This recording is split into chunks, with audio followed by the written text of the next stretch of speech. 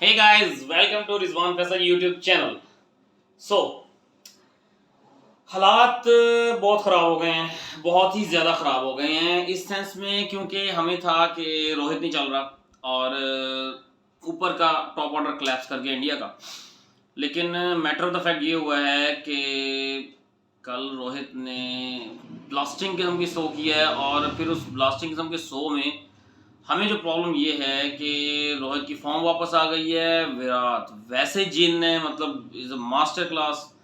और अब हम चीज़ों को कैसे मैनेज करेंगे, यहाँ पर एक बड़ा बड़ा मसला ये आया है कि एशिया कप जो है ना एक बहुत बड़ा डिफरेंस साबित हुआ है। मतलब एशिया कप से पहले अगर हम पहले मैच को याद करें और पाकिस्तान ने जब 4 आउट कर दिए थे तो हमारी बॉलिंग का जो दबदबा था, जो हमने 21 के वर्ल्ड कप में कायम किया था, हमने मेलबोर्न में अगरचा मैच हारा लेकिन हमने उस दबदबे को और उस अपने रोप को, जो उसकी बॉलिंग का खौफ है, वो इंडिया पर रखा।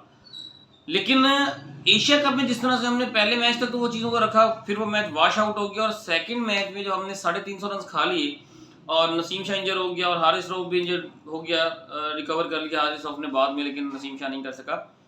तो उसके बाद से इंडिया को जो मोमेंटम मिला और फिर वो जो फाइनल जिस तरह से जीता और सिराज ने इस तरह से विकेट ली, इंडिया उस मोमेंटम को लेके वर्ल्ड कप में आया और उसने उस मोमेंटम को कैरी ऑन किया। ठीक है, ऑस्ट्रेलिया का match low scoring match, interesting exciting हो सकता था, लेकिन क्या करें, किंग कोहली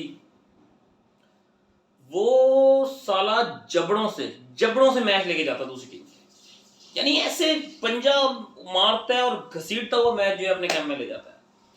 तो कोहली तो क्या कह सकते हैं, मतलब वो तो बला है, जिन है, क्या कह सकते हैं उसे हम।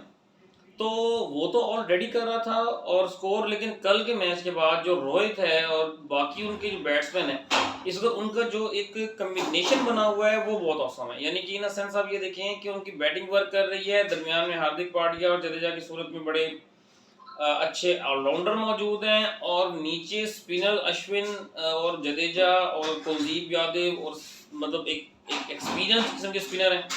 देन सिराज जो है वो उनका एक, जिसे आप कह सकते हैं कि इमर्जिंग और न्यू आपका बॉलर है, और बुमराह की अपनी क्लास है, अपनी चीज़ें हैं।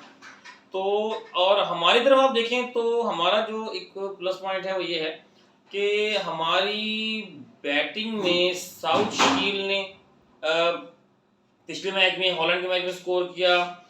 अब्दुल्ला शफीक पर नो डाउट कि श्रीलंका के मैच में से बहुत आउटस्टैंडिंग इनिंग्स खेली, लेकिन जिस तरह के हम लोगों का स्टाइल है, सब कॉन्टिनेंट के लोगों का, बड़े सगीर के लोगों का, कि हमने उसके बाद से सोचते हैं कि इंडिया के मैच में अब्दुल्ला शफीक ने पता नहीं क्या जो है ना वो नहीं डाल देंगे। तो बैटिंग ऑर्डर हमारा क्लैप्स कर रहा है, हम लोग इमाम और बाबर मुसलसल रन नहीं कर रहे। आसान मैचों में हॉलैंड का मैच हो, इंडिया का मैच हो, बाबर जो है, बाबर कोहली है, कोहली बाबर है, ये है, मतलब हमें, मेरे ख्याल से, मेरा अपना पॉइंट ऑफ व्यू है कि भाई इस चीज़ से निकला जाए। बाबर कोहली जो है वो वक्त पे रन करता है, ठीक है, मतलब उसे टीम इन हॉट वाटर, और कोहली आया और कई आपको मैं मैच दिला सकता हूँ याद।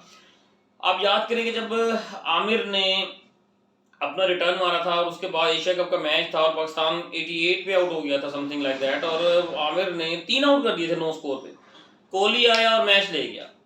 ठीक है, पिछले साल का मेलबोर्न का मैच कौन भूल सकता है, जब 8 गेंदों पे 28 चाहिए था, इनफैक्ट शायद 10 ओवर में 45 पे 4 आउट थे और चेस उन्होंने 158 करना था, और फिर उनके आखिरी 8 बॉलों पे 28 रन चाहिए थे और कोहली ने जो 6 कराया था स्ट्रेट पर हारिस रऊफ को।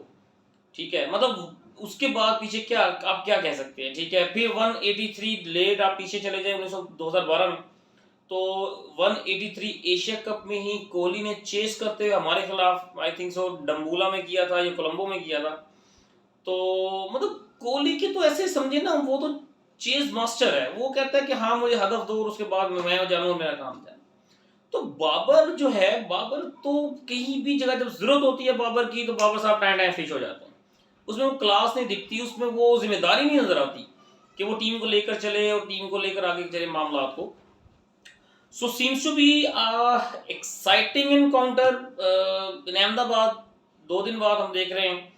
और इंडिया की टीम इस वक्त यूं समझें कि जिसे एक परफेक्ट कहते हैं ना उनकी, और सुनने में आ रहा है शुभन गिल जो है वो डेंगू से रिकवर हो रहा है, पता नहीं उसको मैच में खिलाते हैं या रेस्ट करते हैं, क्योंकि ईशान किशन ने भी स्कोर तो किया है अफगानिस्तान के खिलाफ, बट उनकी जो बैटिंग लाइनअप है, रोहित फॉर्म में आ गया, विराट फॉर्म में आ गया, केएल राहुल फॉर्म में आ गया है, मतलब शुभमन गिल अगर आ जाता है तो वो तो एक और चीज़ ऐड हो जाएगी।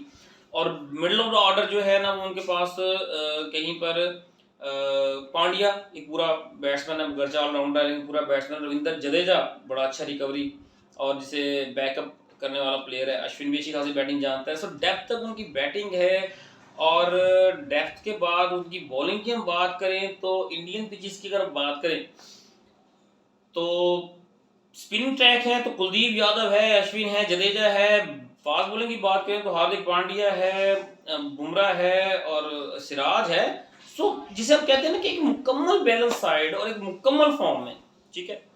और इधर से हम अगर अपनी बात करें तो हमारी बॉलिंग दोनों मैचों में क्लैप्स की है, हमने रन्स खाए हैं, ठीक ठाक रन्स खाए हैं हमने, ठीक है। और शाहीन अपनी निक में नजर नहीं आ रहा, वो एशिया कप के बाद से वो अपनी निक में ही नहीं है। और हसन अली ने गच्चा जो रिटर्न किया है वो मतलब शाहीन से बेहतर वो नजर आ रहा है। आप क्या इस पे बात कर सकते हैं कि शाहीन से बेहतर वो नजर आ रहा है। और उसके बाद हारिस रऊफ मार खा जाता है लेकिन आखिर में डेप्थ में और में आपको रन्स मतलब विकेट ले देता है, लेकिन हारिस रऊफ बहुत रन्स देता है, मार बहुत खा रहा है। और शादाब की फॉर्म हमारे लिए अजाब बनी हुई है। उसने हर ओवर में एक शॉर्ट बॉल जरूर देनी है, एक फुलटा जरूर मारनी है। और नवाज की बॉलिंग में भी उस तरह से काट नहीं है जैसे आप कहते हैं ना, यानी एक थ्रेट बन जाता बॉलर। जैसे हमने आखिरी अपना स्पिनर देखा सईद अजमल की, वो थ्रेट था ना, मतलब वो थ्रेट था लिटरली। और तो हम स्ट्रगलिंग कर रहे हैं और इंडिया कमांड में बैठा है। सो इंडिया मैच स्टार्ट करेगा एज ए फेवरेट। इंडिया पर क्राउड का प्रेशर हो सकता है, लेकिन 2011 का सेमीफाइनल मोहाली में भी उन्होंने प्रेशर लिया, कुछ नहीं था। तो हालात जो है वो हमारे डाउन है और इंडिया जो है वो चढ़कर खेलेगा, ठीक है जी। एक चीज, सिर्फ एक चीज ऐसी है कि जो इंडिया को बचा सकती है, या सॉरी पाकिस्तान को बचा सकती है और पाकिस्तान का प्लस पॉइंट ला सकती है, वो है जी फेयरलेस क्रिकेट। आप भूल जाएं मैक्सिमम क्या होगा कि आप हार जाएंगे। अच्छा, वैसे भी अगर आप बुरी क्रिकेट खेलेंगे तो हार जाएंगे, तो अगर आप फेयरलेस क्रिकेट खेलते हैं, हार जीत को ज़हन से उतार के खेलते हैं, देन पॉसिबल है कि आप कुछ कर जाएं। अदरवाइज मैच जो फिलहाल जो आंकड़े हैं और फिलहाल जो चीज़ें हैं वो इंडिया के हक में जा रही हैं। Hope for the best for the both teams. Sounds की हमें अच्छी क्रिकेट देखने को मिलेगी। और एक चीज़ ज़रूर है कि मैच वन साइडेड नहीं होना चाहिए, मैच थ्रिलिंग हो, क्लासिक हो, फिर उसके बाद हार जीत जो है वो जो होती है, जो एक रिवायत चलती आ रही है वर्ल्ड कप में, हम लोग कंप्रिहेंसिवली मैच हार जाते हैं, मैच एक इनिंग्स तक होता है, दूसरी इनिंग्स बड़ी अंडरस्टूड होती है। तो ये कोई मज़ा नहीं है। तो दुनिया का सबसे बड़ा स्टेडियम, वर्ल्ड कप की करंट वर्ल्ड कप का सबसे बड़ा मैच, सो देखते हैं क्या होता है। जस्ट 2 दिन बाद India versus Pakistan, the big opportunity for the both teams.